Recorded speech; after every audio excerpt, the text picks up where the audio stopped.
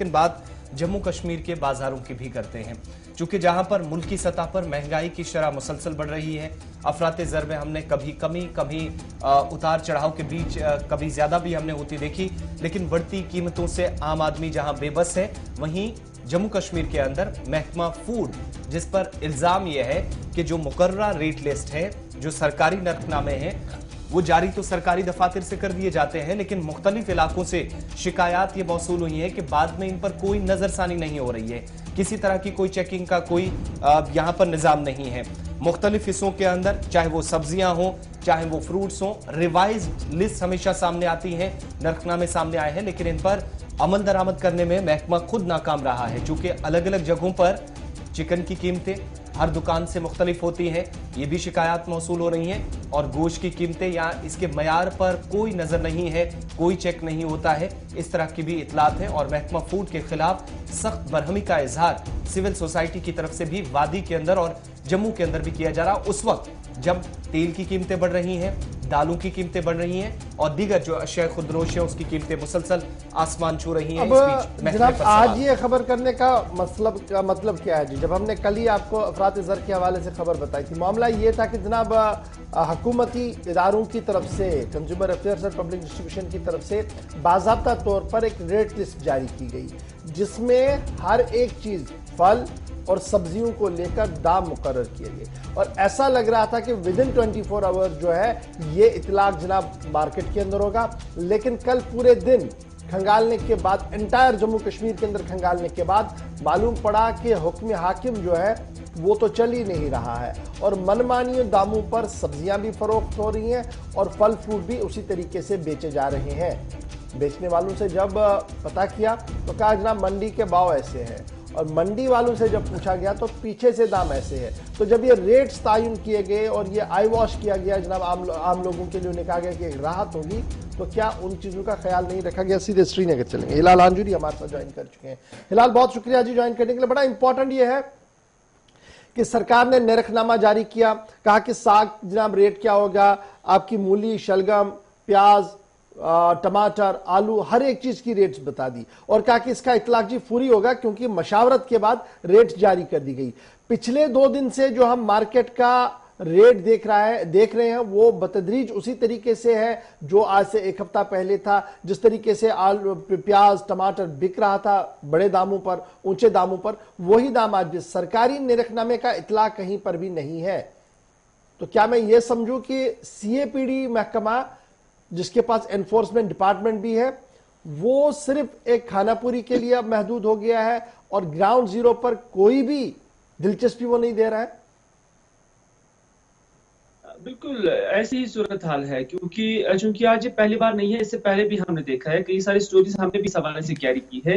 दरअसल जब हम भी मुतल्लिका हुकाम से फिर पूछते हैं कि जो आपने रेट लिस्ट याद नरखनामा जो आपने तैयार किया है और फिर आप दुकानदारों को इसे आवेजा रखने की भी बात करते हैं, तो फिर इसकी वायलेशन क्यों होती है? तो फिर उनका यही कहना यहाँ हर वक्त रहता है कि लोग हमें शिकायत नहीं करते हैं, यानी जो खरीदार है वो शिकायत नहीं करते हैं। लेकिन यहाँ पर भी वो इस चीज से बचने की कोशिश करते हैं कि वो इस मामले में सोमोटो एक्शन ले सकते हैं, और वो सोमोटो एक्शन लेने के इख्तियार भी उन्हें है, और वो ऐसी कार्रवाई कर भी सकते हैं। आप देखिए कल जो कुछ दो दिन पहले जो रेट लिस्ट मुरतब की गई थी, आज अगर आप किसी भी दुकान के पास जाएंगे, किसी भी सब्जी फरोश के पास जाएंगे, तो आपको अलग अलग रेट्स मिलेंगे। हर दुकानदार के पास, हर सब्जी फरोश के पास अलग अलग रेट नरखनामा है, और वो उसी हिसाब से उसे चार्ज करता है। न सिर्फ यहाँ, बल्कि जब आप मंडी से भी इसको खरीदेंगे तो वहां पर भी आप इस चीज का वायलेशन देखने को मिलेगा।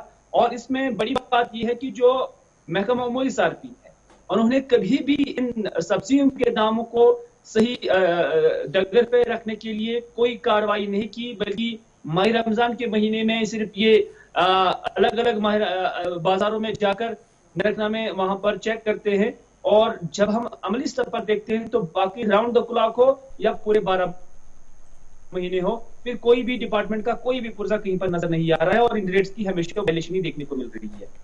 हिलाल, आप हमारे साथ रहिएगा। मामला बड़ा इंपॉर्टेंट है क्योंकि अवामी मामला है, अवामी दिलचस्पी इसमें, और कुछ लोग कह रहे हैं जनाब खबर की जरा विस्तार बताइए। मैं जनाब एक मिसाल के साथ इस खबर को और आगे बढ़ाता हूं। सरकार ने प्याज के रेट मुकर्रर किए दो, कहा कि 35 रुपया एक कैटेगरी और 25 रुपया एक कैटेगरी जो हमारे मार्केट में है, कहा कि ये बिकनी चाहिए, इंश्योर कराया गया। लेकिन जो कल पूरे दिन हमने मार्केट खंगाला है उसमें 40 रुपया, यानी जो आपने 35 रुपया वाला था उसको 40 रुपये में बिकता हुआ देखा, बल्कि 45 रुपये तक भी वो गया था, और जो 25 रुपया वाला था वो 30 रुपये में गया, यानी 5 से 7 रुपए का फर्क हर 1 किलो में है। तो क्या मैं ये समझूं कि डिपार्टमेंट ने पूरी तरह से मशक्कत नहीं की है, मेहनत नहीं की है, कोऑर्डिनेशन में सबके साथ बात नहीं की है, जिसकी वजह से अगर 1 किलो प्याज के अंदर 5 से 7 रुपए का फर्क आएगा तो ये तो पूरा रेट लिस्ट पर ही सवाल उठेगा इसके बाद।